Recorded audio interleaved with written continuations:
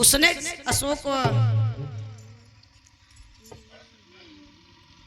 जिस वृक्ष के नीचे बिठाया था, रावण जाके बोला तऊ अनुचरही करऊ प्रंतोरा, तऊ अनुचरही करऊ प्रंतोरा, एक बार बिलोक मम ओरा। जिस तरह से आप जब बच्ची थी आपने मुझे देखकर खिलखिलाकर हंसा था, इतने वर्ष हो गया, इतना महीना हो गया अशोक वाटिका में आपको रखे, आप जब से आई है उदास ही है। जिस तरह से मुझे रावण को दो लाइन बता देती हूँ, रावण को पता चला कि जिसके कारण मेरी मृत्यु होगी वो पैदा हो गई है, उसने जन्म ले लिया है। राजा जनक के राजमहल में रावण सीता की हत्या करने पहुंच गया। सीता बच्ची थी, आंगन में खेल रही थी, रावण म्यान से तलवार निकालकर मारने चला, सीता हंसने लगी खिलखिलाकर, उसका हाथ टंगा के टंगा रह गया, तलवार निकालकर सोचा ही अले हो तो वैसे मारी मर जाए, ये भी हाथ टंग गया। तब सीता जी हंस पड़ी, बच्ची हंस पड़ी। वही रावण अशोक वाटिका में कहता है कि तऊ अनुचरही करऊ प्रंतोरा, एक बार बिलोक मम ओरा। जैसे बचपना में देख के हंसे रहो, काश वही समझकर एक बार आप मुस्कुरा दीजिए। बहुत शानदार बिरहा, एक छोटा सा बिरहा आप सबके बीच में गावे चलत है। रामायण महाभारत तो आप लोगों ने बहुत सुना। जिस संगीत को, जिस गीत को हम आप लोग सुनते हैं, कभी एक ऐसा शासक था जिसने जायद अच्छा ए भैया, एक छोटा सा विराह रामायण से। अच्छा हाथवा पट्टी काहे बना था लाला,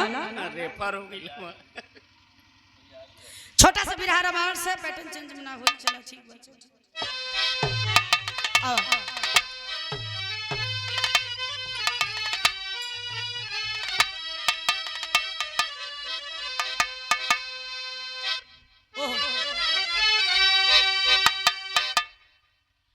प्रभु राम अयोध्या में सीता जी के साथ जीवन बिता रहे हैं। एक दिन घटना घट गई। क्या?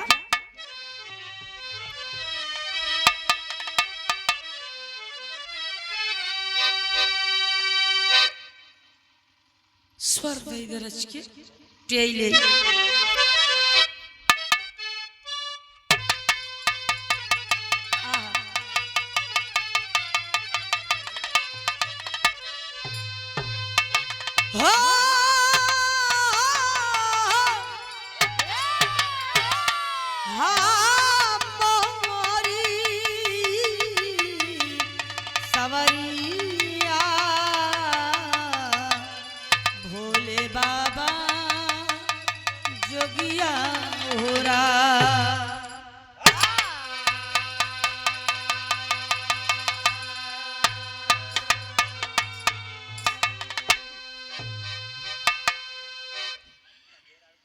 डॉक्टर साहब देखा हमारे भैया बेचारे का हुई भैया, 4 लाइन भूमिका बा। आवा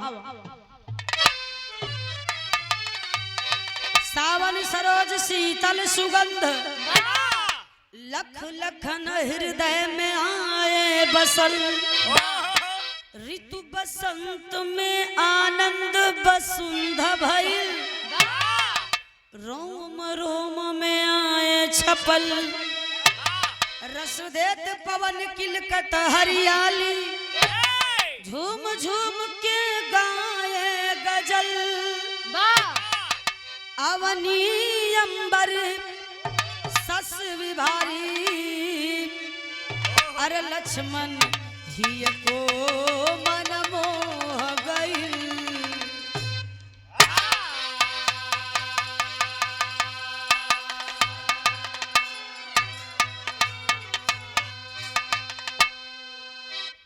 बिरहा में एक लाइन भैया गजल बा। आओ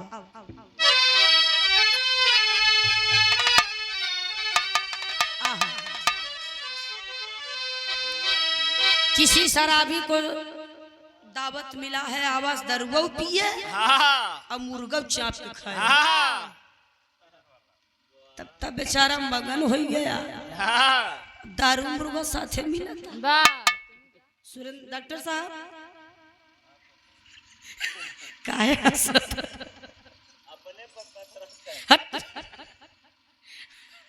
बेटा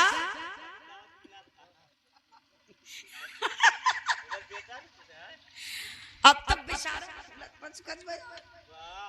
आज का खाना फ्री, दारू फ्री, आओ मेरी जान खंबा ला कर रखेंगे।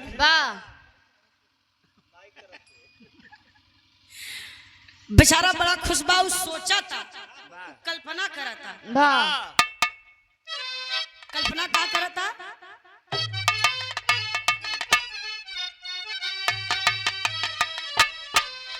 आज पीने की दावत है यारो, आज पीने की दावत है यारो, चांद पर बैठ कर हम पिएंगे। आज पीने की दावत है यारो, चांद पर बैठ कर हम पिएंगे। क्या बात है?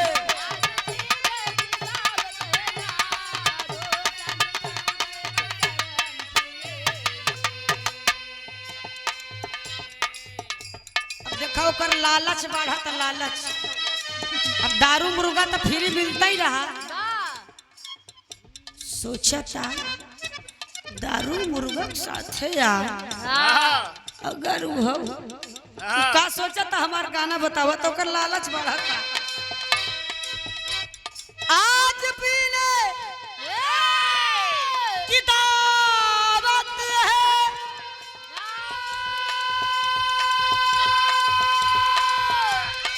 चांद पर बैठ कर हम पिएंगे।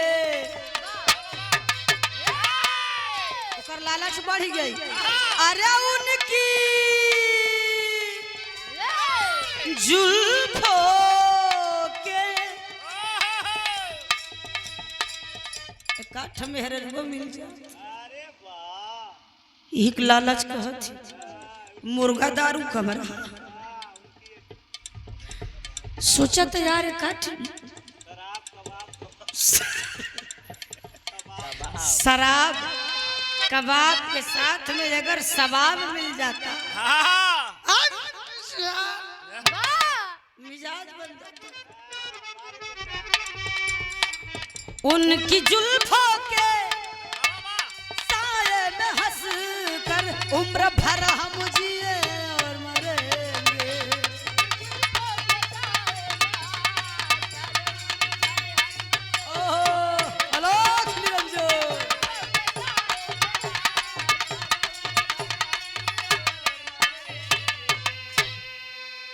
भाव में कहना बारे भैया, सावन का महीना बा, रिमझिम फुहार पड़ता। लक्ष्मण राम का छोटका भाई करा, डॉक्टर साहब लक्ष्मण राम का छोटका भाई करा मोहारी के बढ़िया माचा बिछाए सोबत है। झुर झुर झुर झुर पुरवैया चलाता, ओहो में रिमझिम पानी बरसाता। एक एक बूंद जब उनके मोहनप गिरे तो ताई दहनी अखिया चिंगोरे, धाई बाई चिंगोरे, धाई गलवा फतवा फेरे। वैसे सावन का रिमझिम फुहार हो। ये तो अब धाने के लगवही अब तैबा धाई रेलम रेल बरसे वह बारिश निकला गया था जो रिमझिम ननकी बुनिया परत है ना भैया। अब लक्ष्मण कभाऊ गाले पर कभाऊ आँख मारा ऐसे अपन करत है। रिमझिम फुहार लक्ष्मण जी को परेशान कर रहा है। कैसे?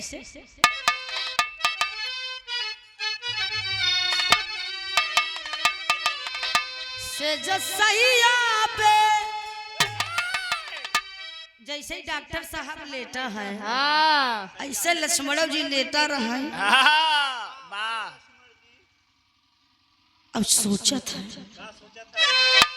से जसैया पे हो के मगन लागी लक्ष्मण के दिल में लगन।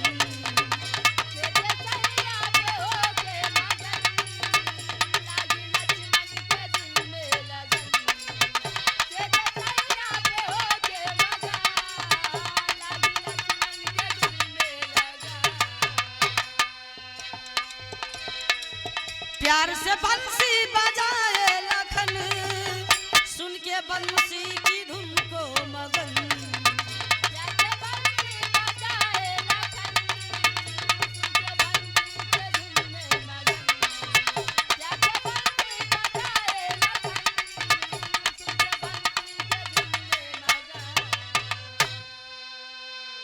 भैया हो हमारे बिरहा में एक लाइन टेरी लगता।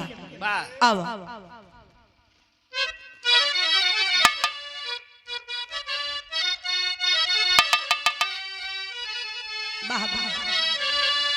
बसुरिया कवने देश में बजी, बसुरिया कवने देश में बजी, बिरही ताल सुना के ही में भर कलेश।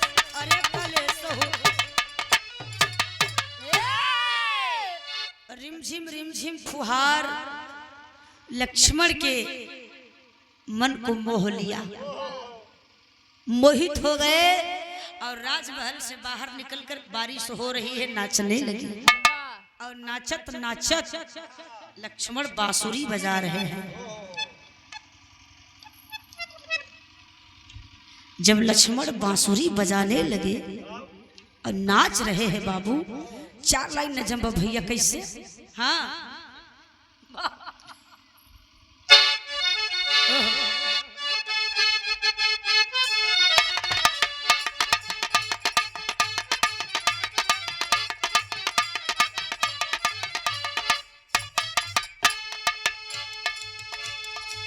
बजा के बंसी लखन सेज पे सूती गईले हो, सुनी क्या आवाज तीनों लोग गूंजी गईले हो। जो बांसुरी लक्ष्मण ने बजाया अयोध्या में, इतनी मधुर, इतनी प्यारी, इतनी सुरीली आवाज निकली, इतना तेज था उस आवाज में। बांसुरी की आवाज तीनों लोक 14 भुवन में चली गई, गूंज रही है। और हुआ क्या,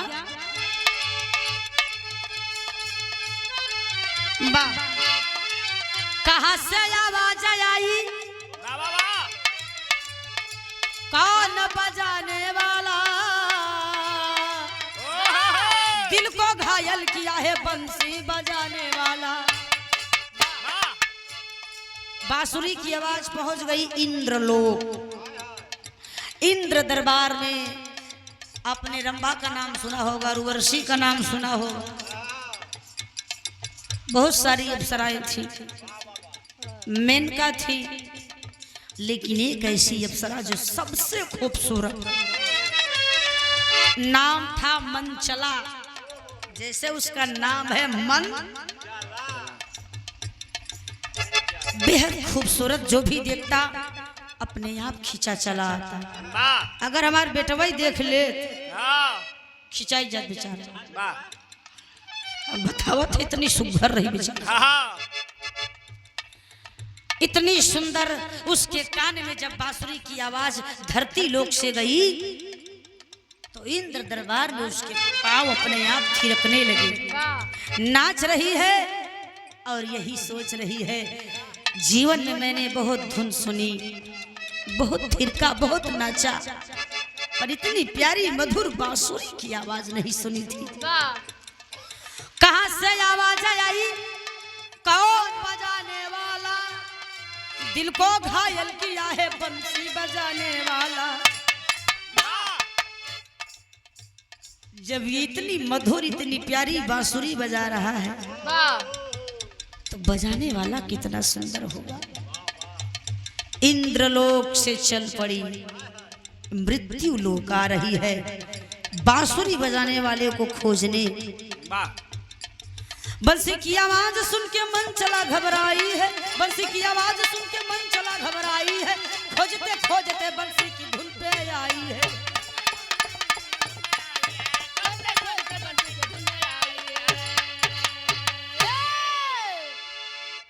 जिस तरह से प्यार में मीराबाई बावरी हो गई थी, जहर भी पी लिया,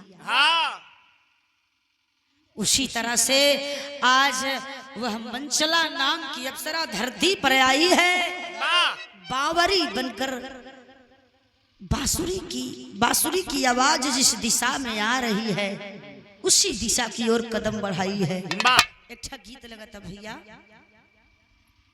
अब भैया खोल बिट्टी।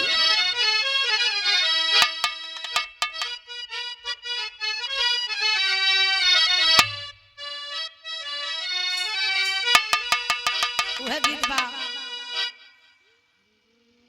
गोरी गईली पियावा के देश।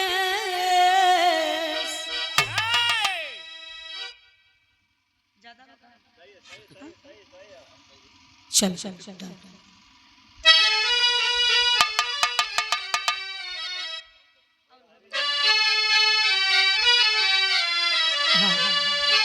गोरी गईली पियावा के देश, रोवे मन मीतवा।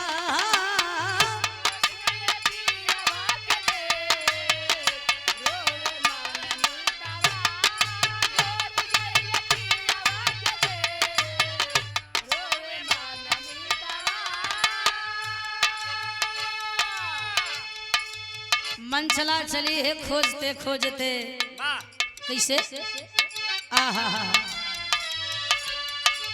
मन चला के जिया कुलाय, मन चला के जिया कुलाय, कवन बसिया बजा।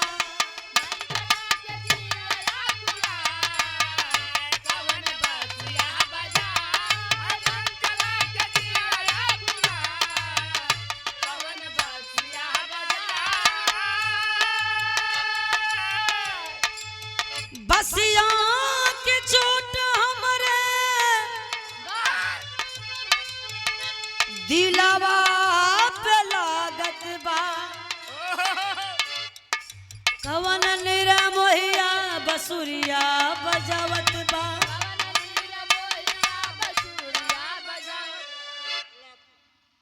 बाबू रमाशंकर यादव जी अलापुर से 50 रुपया पुरस्कार पाएगी, प्रणाम बा। कैसे भैया?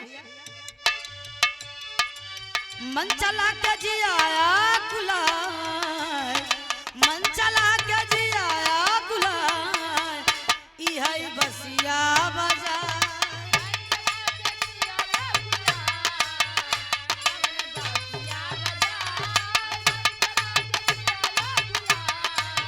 जो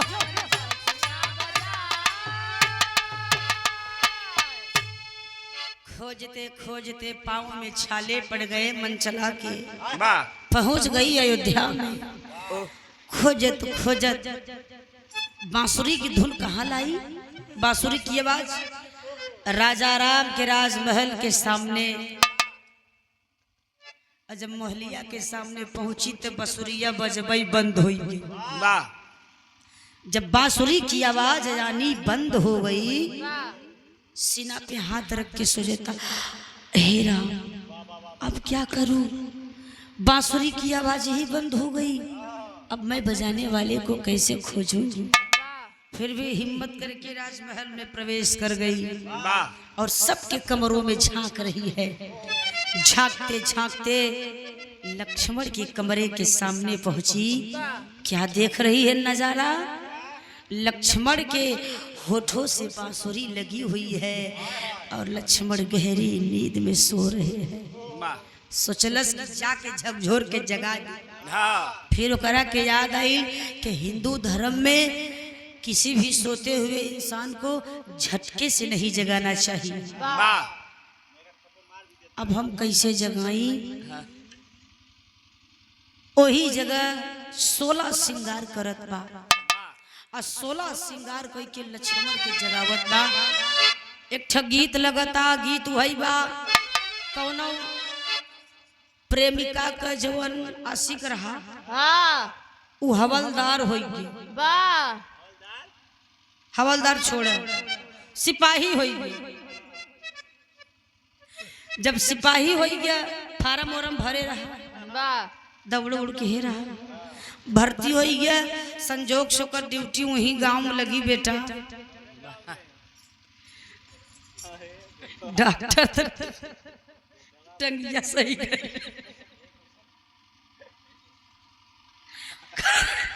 का करे बेचारू, लगातार कार्यक्रम चला था। इसमें जाल प्रेग्नेंट मेहरारू ठीक होती,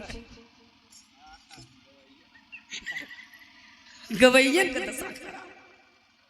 सही अब ए भैया बिना बदरिक समनवा कौने काम बा।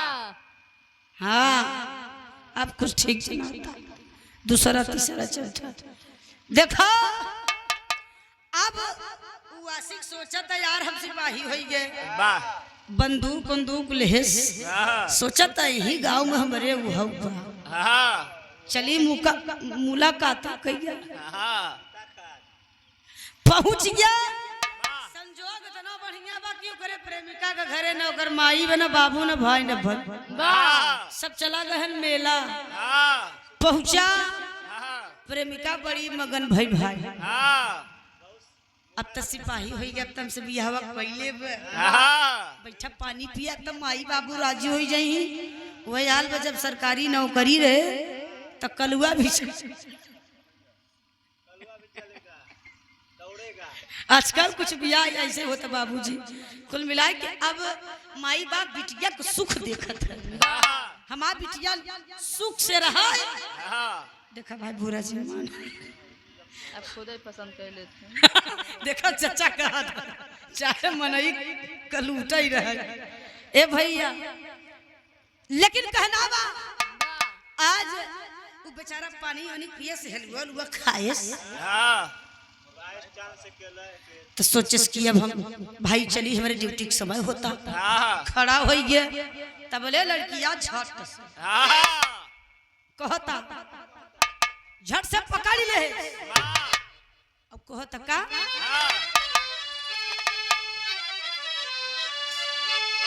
मोर अंगना हो, मोर अंगना हो कि मोर अंगना डेरवा डाली दा सिपाही राजा मोर अंगना।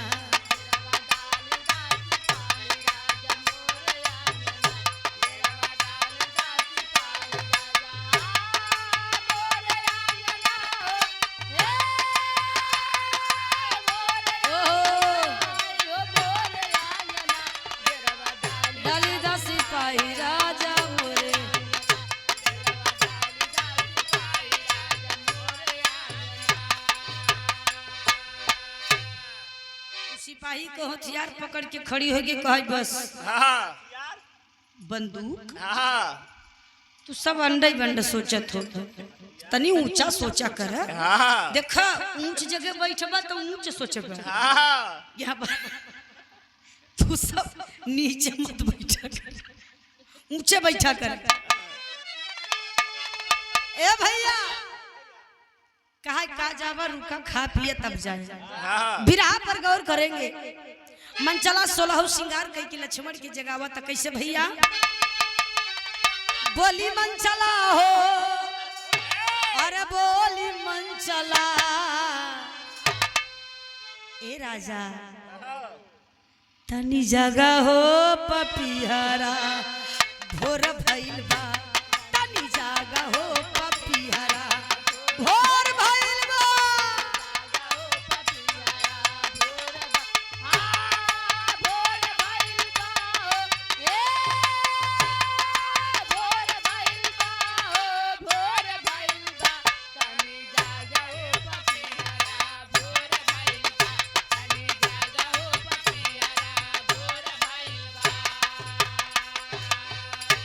बाबू श्री केदारनाथ यादव जी बस आपकी तरफ से 50 रुपया चचा के फरमाइश बा कि बिरहा में वही चनैनिया रचे 4 लाइन जरूर गाई दी, जरूर आपको इच्छा पर पूरा करो।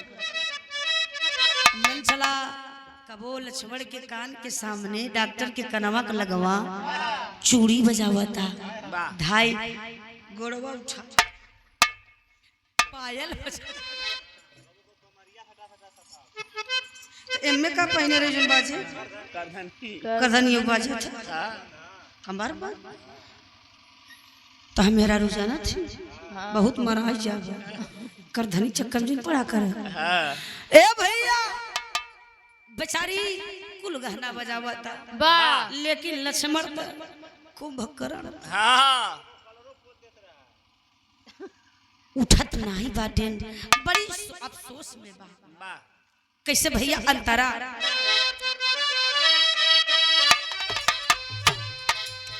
बसवा के बसिया उठावा से चूमे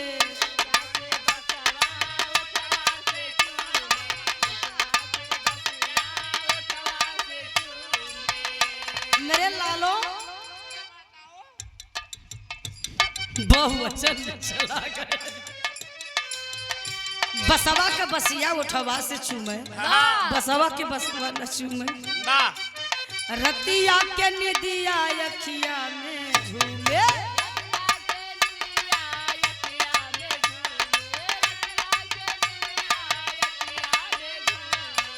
हरा बोली मन चला हो बोली मन चला खुशियां छाए बा चेहरा पर और भाई वो हेलो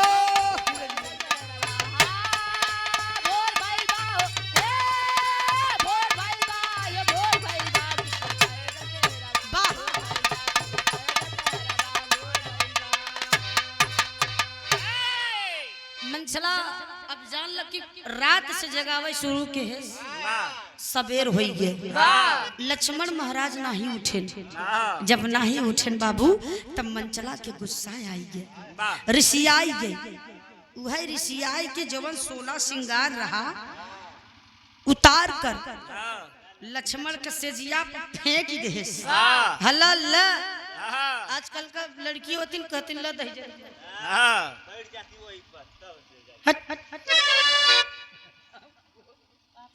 गुस्सा में लाल सोरहु श्रृंगार उतार के लक्ष्मण के सजिया पे फेंक देती है और फेंक करके बाबूजी वापस इंद्रलोक चली गई। भैल का विधि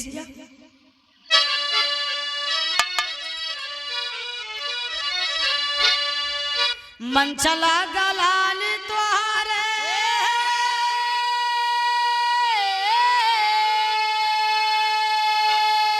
मन के गलाली बाबू भैलिया बनिरास गईली अपने भावना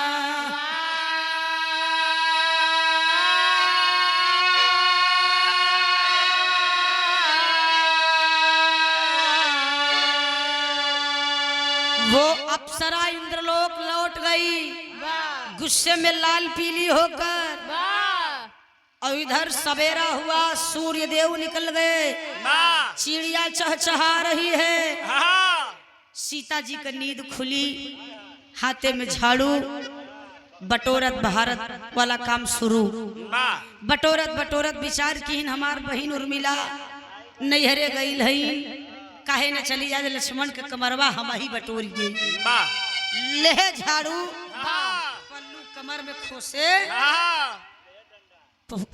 पहुंच गई कहना पड़ा क्या सूरज की ज्योतिया धरतिया पे बिखर लागल अरे झूमी झूमी पछिया न गावे लगली गानावा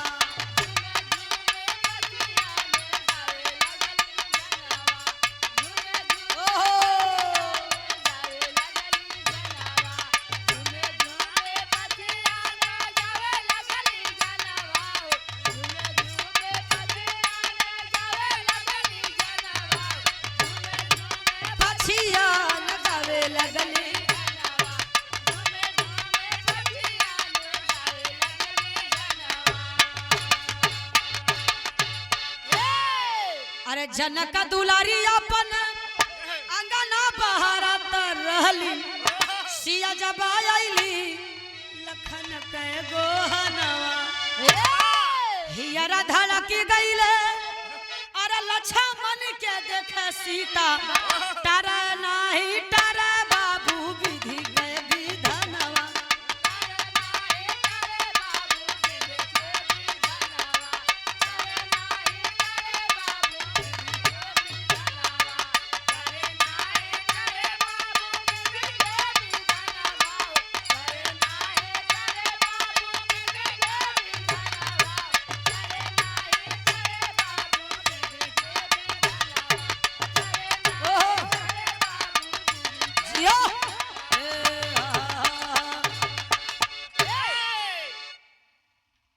सीता जी झाड़ू लेके कमरा लक्ष्मण का बटोरई लेकिन बाबू चारों तरफ बटोर ली जब उनकी चारपाई के नीचे बटोरे की बारी आए तो सीता जी का एक हाथ चारपाई पे बा अब एक हाथ से अंदर झांक के झाड़ू लगावत है लगावत तो उनकर नजर सेज पर गई देखत है तो लक्ष्मण सोवत है लेकिन 16 श्रृंगार उनके सेज पर फेंका हुआ है। सीता आवाक उर्मिला तो नहीं हरे गई बाटी ई 16 श्रृंगार हव के कर मतलब कुछ गड़बड़ी बा बहन हमार नहीं हरे गई बा इनसे 5 दिन नहीं बर्दाश्त होता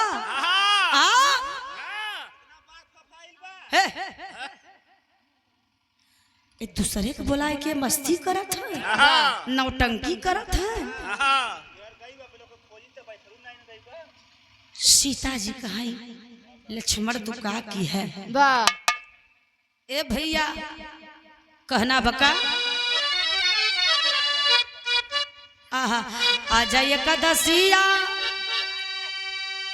बिहान दुआ दसिया बा तेरसिया पे ना सैया आई के लई जा लेकिन भाव पर गौर करेंगे कभी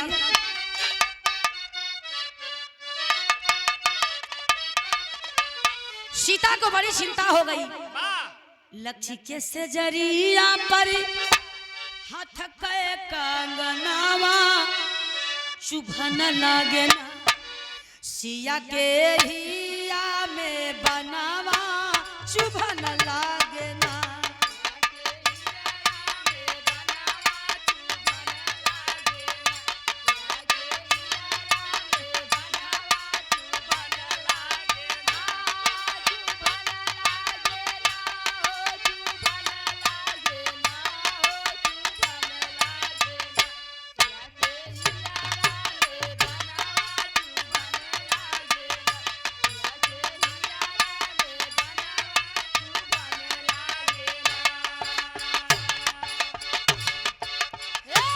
सीता जी के आंख से झरझर आंसू गिरता बड़ी अफसोस लक्ष्मण मैं आपको क्या समझती थी आप क्या निकल गए मेरी बहन के साथ इतना बड़ा धोखा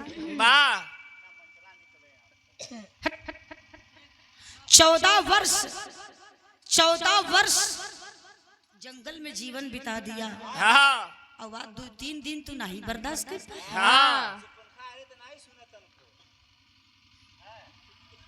अब इनसे मिले लंठराम से या कहते जब सुपुन खिया आई रही तो नहीं मिले ए भैया सीता जी कहें अब हम बताओ हमारे स्वामी रघुराई कहें हमारे लक्ष्मण जैसन दुनिया में क्यों नहीं बा अब देखा हम कैसे खबर ले बहुत नान के भी रहा गाओ बहुत नान के देखा खत्म करते कैसे ए भैया भाई इतनी दूर से कलाकार साहब आए हैं इनको मौका देना नन्हे मुन्ने बच्चे आए रियाज मारते ए भैया सीता जी दोनों कलाई का कंगन उठाई सबूत के तौर पे अदालत में प्रमाण लगत है वही कंगन उठाए गए भगवान राम का कोछे में फेंक दी कहा हलाल बराबर कहीं लूटत रहे ला देख ले अपने भाई चरित्र प्रभु राम अरे अरे सीते सीता का क्या हुआ इतनी क्यों गर्म हो रही हो अबे यार पारा इतना पारा क्यों चढ़ा हुआ है? सीता कहाँ स्वामी? तोहरे बाद भरोसा लक्ष्मण पे करत रहे, आज भरोसा टूट गया। कहाँ मतलब कहाँ? अब तोहरे दूठे आँखी बा, अंतर्यामी है, तू देख नहीं सकत है। उर्मिला नहीं हरे बा, तोहारी लक्ष्मण छोटका भाई बड़ा चरित्रहीन निकल गया। बतावा दूसरे मेहरारू साथे रात बितावत फिरत है। हमा बहन सुने तो कह कितना तकलीफ होए। राम कहा सीता संभर जा, वो जैसन देखा तो वैसन बाव नहीं। सीता कहा यहाँ देखा हम ना संभाल पाओ, हमारे बहनी का अधिकार जाए चाहता। तू कहा था संभर जा, ना ना ना हम ना माना। पापट के लाइन में भैया कैसे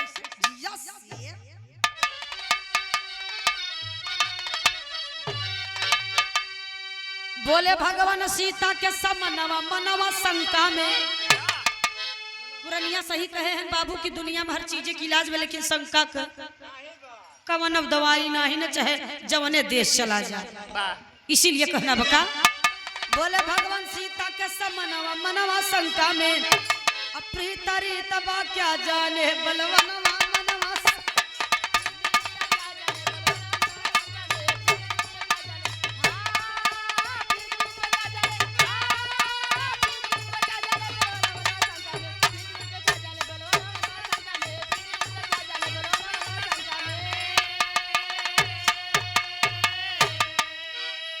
प्रभु राम ने कहा सीता तुम समझ नहीं रही हो, फालतू में लक्ष्मण के ऊपर चरित्रहीन होने का दावा कर रही हो। मान लो अभी कह रही हो कुछ और सच्चाई हो। सीता कहे यहाँ देखा तोपा ढाका मत। अब भाई हम देख क्या हुआ था, चला तो हम देख ले।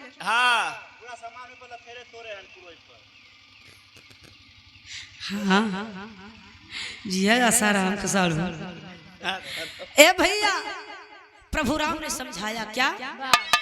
प्रेम तपस्या देख लखन की कैसा फर्ज निभाया है। 14 वर्ष लक्ष्मण के साथ मेरे साथ तुमने जीवन बिताया है, फिर भी लक्ष्मण के चरित्र को नहीं समझ पाई तुम। मेरा भाई कोरे कागज की तरह साफ था, साफ है और रहेगा, तुम मानो या न मानो। सीता कहीं न मानो, कैसे भैया कहा? अच्छा ही बतावा तू कैसे मनबू का करी कि विश्वास हो जाए तो है कि मार भैया निर्दोष बा, पवित्र बा। सीता कहीं सुन, अगर मुजरिम पकड़ेगी ना एक काम कर, कहीं का कहीं पूरे अयोध्या में ढिढोरा पिटवाई दे, ऐलान करवाई दे कि कल सुबह दरबार में अयोध्या की जितनी औरतें हैं, जितनी लड़कियां हैं, सब दरबार में हाजिर हो जाएं। और जब ओहने हाजिर हो जाएगी, यही कंगन से ओहन के कलाई का नाप लेवाए। कंगन जमाने मेहरारू कलाई फिट बैठे, समझ ही ले जाया कि वही आई रही। कहाँ ऐसे जुड़ाई जाबू, कहाँ यहाँ जुड़ाई जाए। भगवान राम मंत्री सुमंत्र को बुलाए, मंत्री आए, मंत्री को आदेश कर दिया। मंत्री पूरे अयोध्या में ढिढोरा पीट कर ऐलान कर दिया कि कल सुबह पूरे नगरवासियों की औरतें और लड़कियां प्रभु राम के दरबार में हाजिर हो जाए। अब इधर प्रभु राम आखिरी बार सीता माँ को समझा रहे हैं, मान जाओ अब भी वक्त है, मेरा भाई जैसा समझ रही हो नहीं है। मैं जानता हूँ तुम नहीं जानती, बचपन मैंने बिताया है तुमने नहीं बिताया। मेरा भैया कैसा है सीते, मेरे छोटे अनुज, मेरे छोटे भ्राता लक्ष्मण ने पूरे जीवन में केवल 3 बार भूल किया है। 3 भूल के सिवा चौथा भूल नहीं किया। वो 3 भूल कवन कवन रहल बाबू, आल्हा में कहना कैसे?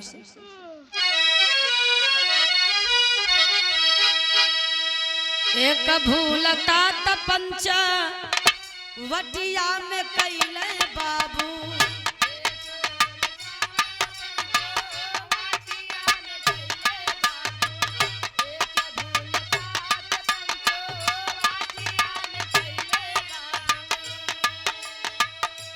नारी सुपन खाके काटे नाक का।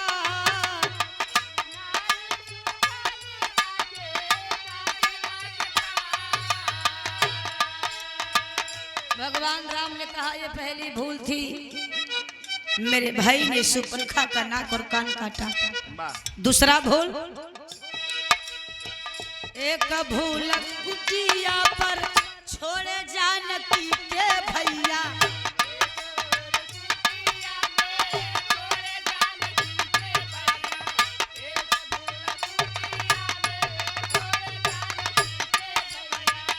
मनवा में अपने सोचल भगवान।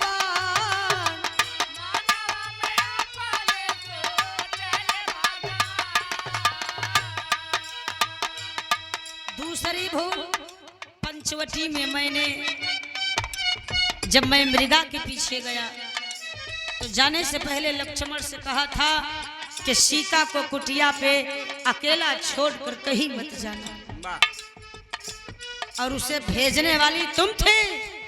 तुमने जबरदस्ती कहा, तुम्हारे भैया चिल्ला रहे हैं। तब मेरा भाई मेरे पीछे चला आया और रावण तुम्हें हर ले गया। अगर वो कुटिया पर रहता तो रावण की औकात नहीं थी कि वो तुम्हें हरण करके ले जाता। दूसरी भूल। तीसरी भूल लंका में किया। तीसरी भूल लंका में किया कब? एक भूल कैले लखन लंका दारी में नवा भैया।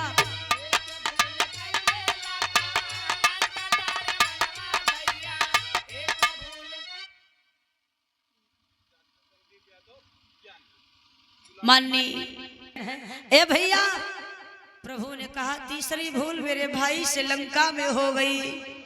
मेघनाद से युद्ध किया और मेघनाद ने उसे शक्ति बाण मार दिया। मेरा भाई मूर्छित हो गया। हनुमान जी का बहुत एहसान है, संजीवनी बूटी लाए, मेरे भाई को जीवन दान मिला। सीता, मेरे भैया लक्ष्मण ने यही 3 भूल किया है, बाकी जीवन में कोई भूल नहीं किया। मेरा भाई गंगा जल की जैसा पवित्र है। सीता कहाँ सुना? हम जिन बताओ, हम जो कहत है वही करे। बाबूजी सुबह हो गया, दरबार लगा है। दरबार में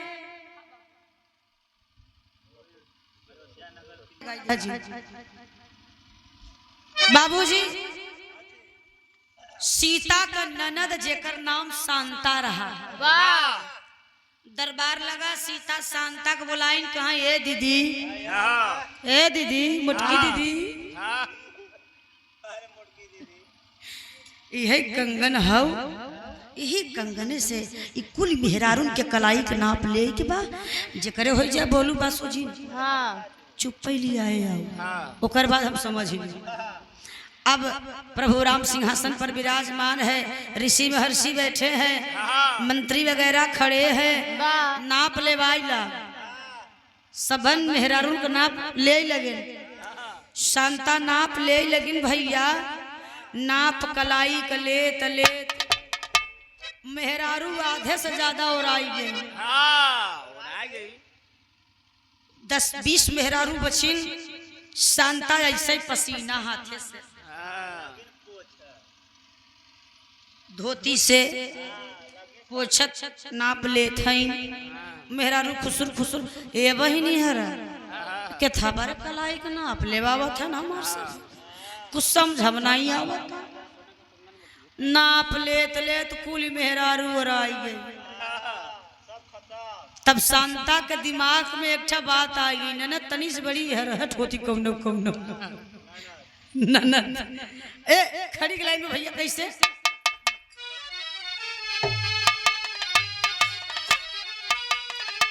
सीता कहा दुख दैया दसवा के भैया, देखा भरत भैया कितना दिमागदार है ये। दुख दैया दसवा के भैया ले ला भाभी के नाप हो, दिल के शंका मिट जाई संताप हो।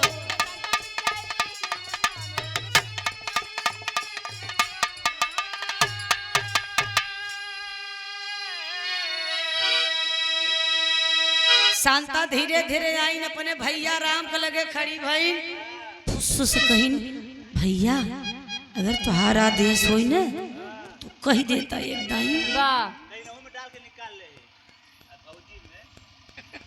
तो भौजी कलाई के नाप ले ले, भगवान राम कहें जा जा ले ले, बहुत उछड़ा तो रही लयल। शांता कंगन लेके बाबू सीता के लगे पहुंच गई। सीता गप से हाथ बढ़ाई दी, जना हमारा लपहिरा बा। अब कंगनवा सरवा इतना हराम खो। अब आप सोच उस सरवा कितना मजा ले हो है कंगन होई के। उ अयोध्या में जितनी मेहरारू आई रहे दरबार में अयोध्या का, डॉक्टर साहब कुछ दवा पानी है। अब जितनी मेहरारू आई नु ससुर क्यों गलाई नहीं बैठा।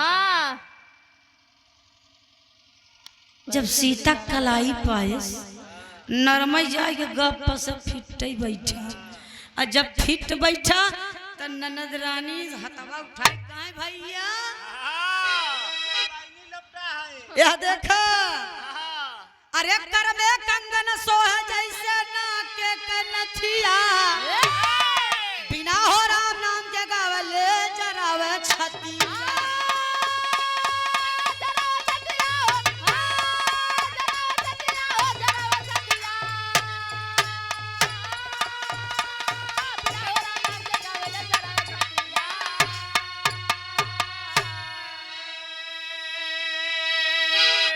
अब सीता जी राम कहता कस अब सीता कहते हमार न हो हमार राम कहे तोहार नहीं हवे ठीक बा, इतनी मेहरारू आई है कि हो नहीं भत तोहरे न होई के। सीता तोहरे ऊपर बड़ा भरोसा करत रहे, तू हमारे साथ है।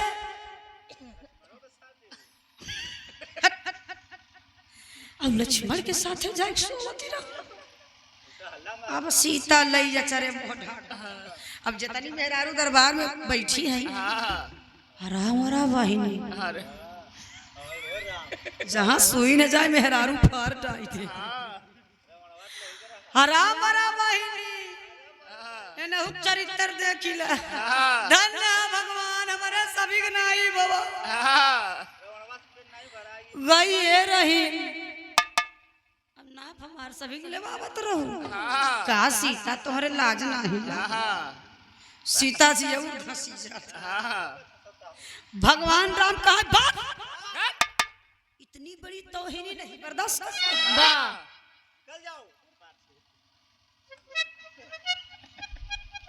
नहीं बर्दाश्त होगा। तुम गलत हो, आज से मेरा और तुम्हारा रिश्ता खत्म। शब्द पे तो नारायण नारायण नारद मुनि ले लगा के बाजा आंटी ना चुनी पहचान रे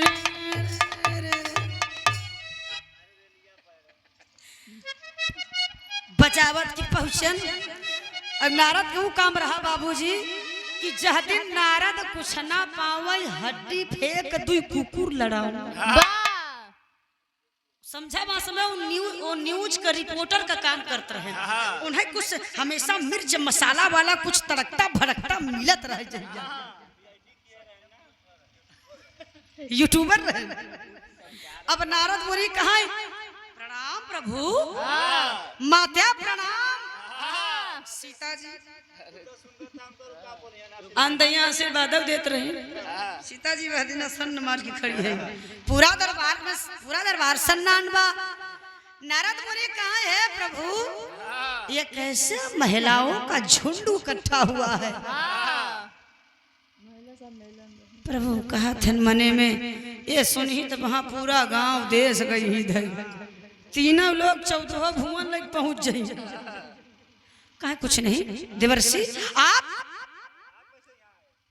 कहा हाँ प्रभु बस ऐसे ही मैं जा रहा था इन सुंदरियों को देखा तो मुझसे रहा नहीं गया। मैं चला आया। एक हमार बाबू है दुनिया बदे मेहरारू बना दुनिया के मेहरारू दे हमारे इंगदाई खाली हो गई धुआं फूट। प्रभु लालच लगी चलाया। खैर छोड़िए आपसे कोई मुलाकात करना चाहता है। कौन करना चाहता है? नारद मुनि एक कमल का फूल निकाले और कमल के फूलवा में से वही इंद्रलोक की अप्सरा मंचला निकल पड़ी। निकल करके कहती है ठहरिए प्रभु रिश्ता मत खत्म करिए। इसमें सीता जी की कोई गलती नहीं है सारी गलती मेरी है। शुरू से लेके अंत तक बताए। मैं आई थी ये बांसुरी बजा रहे थे इनकी बांसुरी पर मोहित होकर आई थी। ये सो रहे थे 16 श्रृंगार करके मैंने लाख प्रयत्न किया जगाने का ये जागे नहीं। मुझे गुस्सा आ गया प्रभु।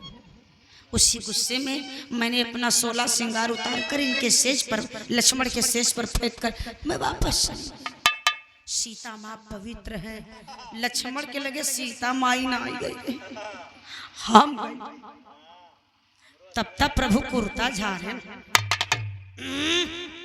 सीता तो तिरोरिन बोलबो की है नहीं तो रात में इतना थूरब तो है। प्रभु कहा सीता गलती सीता कहा बोला आजकल तो मेरा रुका कहती तो तुम फोड़ दे। अभी बात यहाँ हो गया लक्ष्मण भाई सोचता ही है पूरे देश में युद्ध पूरे विश्व में युद्ध छिड़ गया। अब लक्ष्मण सोचता ही है। ए भैया आखिरकार में लक्ष्मण उठ के आए आँखी में इज्जत भैया का कहा कुछ ना आई भाई करा जा तू सोवा। सीता माना मन गरियावा था इनके चक्कर में हम बच गए। अच्छा भाई अब सराय आई है अगर न आई होता तो दुनिया हम कितना ताना मारत। अब मेहरगन के बैठा खुसुर खुसुर रहा बहन किस्मत ही बढ़िया रही नहीं बड़ा जोर फंसी हम बचे। लेकिन सीता के ऊपर हम बहनी हम भरोसा रक्षा नहीं करी काहे से ना अब रावण खिया सोई के आई है मेहर जवने मन में आवा तो बक्के भरी है। हाँ तो प्रभु का सीता का मन का शंका दूर बा। राम कहा तब कहा छोड़ता आज के बाद हम देखबो करो तो चदरा डाली दे लेकिन हम बोलब न हम कहब न बतावा सच्चाई बताओ नतीजा कंगन हमारे होबे रहा वही दंड से कंगन उतार के फेंक दी। ये भैया ले है जो ए भैया सब अपने अपने घर गए। नारद अपने घर गए और सीता जी और राम के मन का जो शंका था वो भी दूर हो गया। लक्ष्मण चला गए सो। अब 2 लाइन ही चनैले लगाई दे छाप बोल दे। अब भैया किसे पहले माजा ही दादा हरे गाँव जब पहले बारात जाए आजकल तो बढ़िया प्लेन मिलता। पहले वहां तो खेत जोताई दे कबो कबो हेंगा उबो न कर तो उहुम भी रहा जा खड़ावा चनैनी भी रहा दादा हरे चड्ढा पहिरे उनकर सबको ड्रेस होत रहा। चड्ढा के बडरे घूघूर गोड़े में घूघूर जवान जवान मोछा रखत रहे।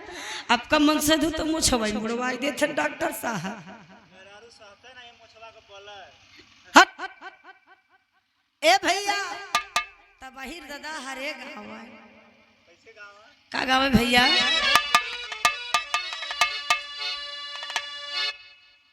वह समय गाँव आई जब लड़की को विदाई हो, लड़की डोली में न बैठे, लड़की बल भर रोवे। तो वहाँ समय दादा हरे वो लड़की की हंसावे बदे गाँव आई। कहाँ अरे गवन कदौरी भीतर धरा ए मोरा भऊ,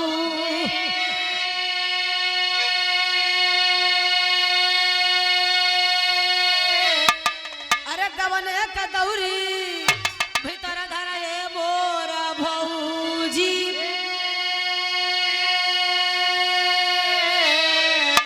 तो कहैया बना गवन मैजा,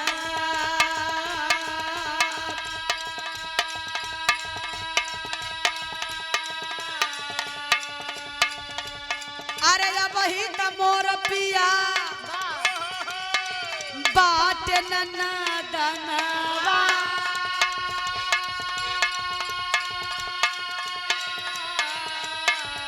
मैं के कर कमैया खा,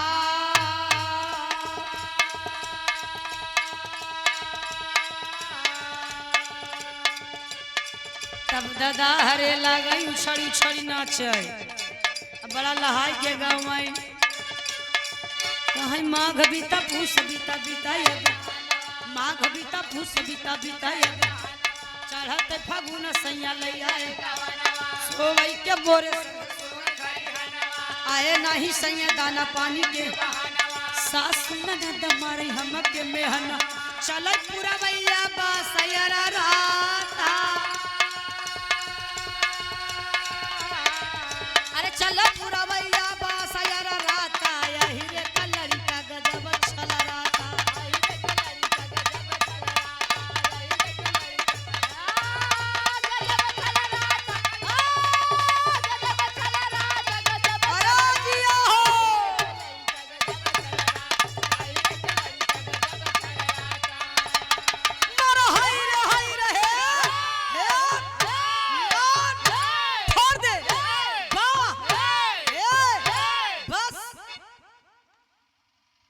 जब दादा का मिजाज बन जाए, दादा हरन के गावत गावत खून गरमाई जाए, तब मेहरारू जवन इकट्ठा हो देखत ही रहा, तो मेहरारू कहाँ चले पूरा भैया बासयरा राता, अहिरे का लड़ी का गजब छला,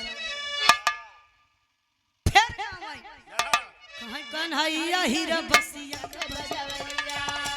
बसिया बजाय के बोलाई, अपन त दूहे न शेर सवैया, मोरी दाई छोड़न पियाई लिए, घन की है मुठवा बीड़ा रखी है, कैसन घर छाया हो दही जरूर ए, वहाँ समय केहू के घर अगर केहू छाई दे, अब अगर घर बरसात में चुबई लाग गई, तब मेहरारू गाँव में कैसन घर, डॉक्टर साहब कैसन घर छाया हो दही जरूर, अहिरे का जात कमरी का ओढ़, दिन के ओढ़े कमरी बाधई रतिया में, इहै रामधीना मारे इहै रामधीना, इहै रामधीना वा दही जरा कई, एक थैला पानी पिए जे हरी पर मुंह, एक थैला पानी पिए जे हरी पर मुंह, तै ऐसे करे दिन के भवानी नहीं लूटे,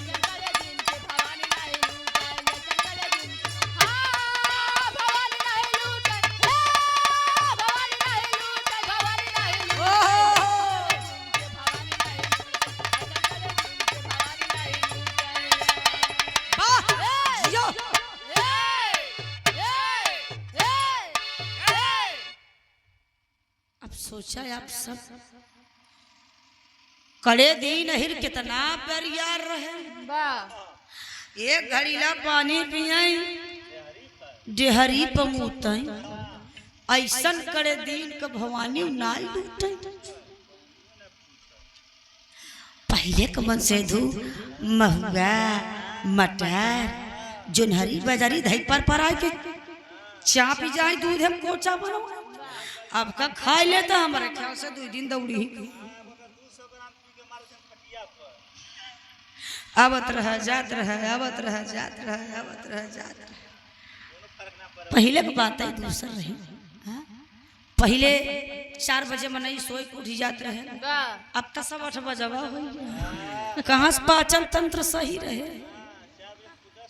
अब तो जौने घर में पूजा घर बा वही घर में लैट्रिन को बनवाई देते, वाह वही घर में किचन सामने अगनालय बगड़े किचनालय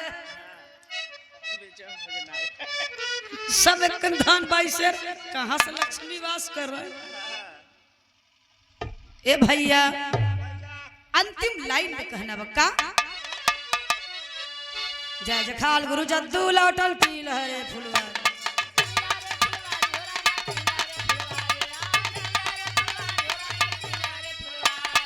धन करे कभी गंगा सागर ओपी की बलिया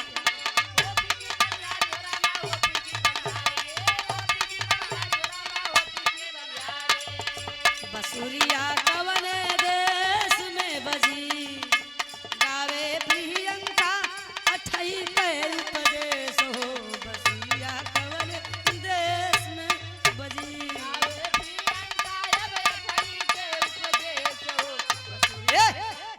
कबो कबो जनाब स्वर्गीय चचा हैदर अली जुगनू जी गावे, अरे दुनिया का मेला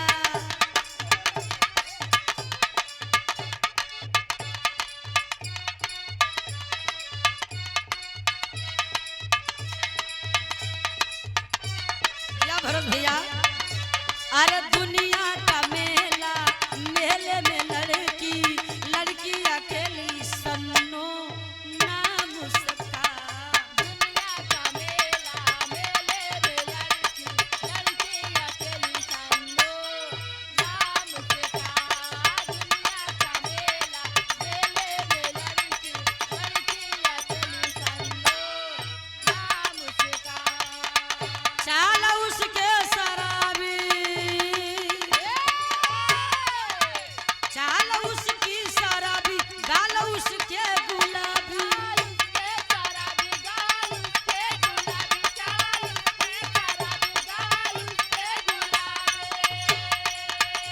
चाल उसके शराबी गाल उसके गुलाबी गोरे गोरे अनार जैसा नाम उसका। दुनिया का मेला मेले में लड़की लड़की अकेली सन्नो नाम उसका। दुनिया का मेला मेले में लड़की लड़की अकेली सन्नो नाम उसका। बहुत बहुत धन्यवाद मेरे भाइयों।